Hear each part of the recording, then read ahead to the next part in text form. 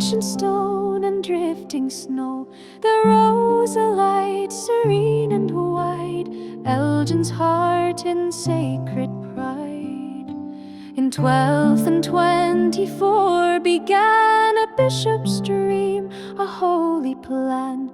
Gothic towers in silence soared to praise the Trinity adored. O Elgin bright, though time has torn, your soul of stone shall still be worn, a lantern through the northern mist. In every ruin grace persists. But darkness came with sword and flame, the wolf of Badenoch staked his claim. He burnt the holy house with rage, and left but ashes on the page. Yet stones were raised with patient hand, and Stuart's name did grace the land. The chapter house with vaulted dome once more became the spirit's home. O Elgin bright, though skies grow grey, your ghostly choir still lights the way. Though towers fall and roof is gone, your legacy of faith lives on.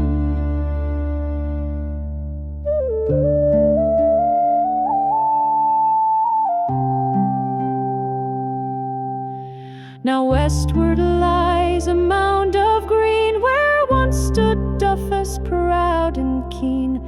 Freskin came with roots unknown to build his keep in marshy loam. A motte of earth with timber crown stood watch above the sodden ground, with palisades and narrow gate, a fortress firm to guide their fate. O Duffus, strong though earth may slide, your stone remembers storm and tide. Though battlements to grass have bowed, your silence speaks far more than loud.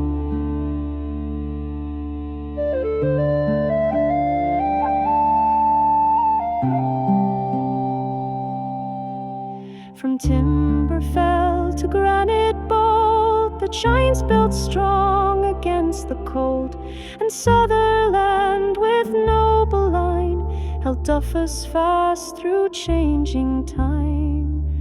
The tower sank, the walls gave way, but still the hearth burned day by day. A final guest, Lord Dundee's ride, then Duffus slept and history sighed. O Duffus, true your shadow stays beneath the skies in drift and haze. Though stone has slipped, your name remains among the heather, wind and rains.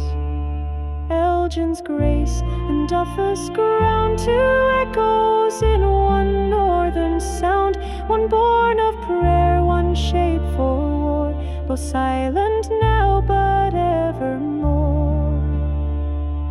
O lantern lit, O fortress bare, you speak through stone and open air.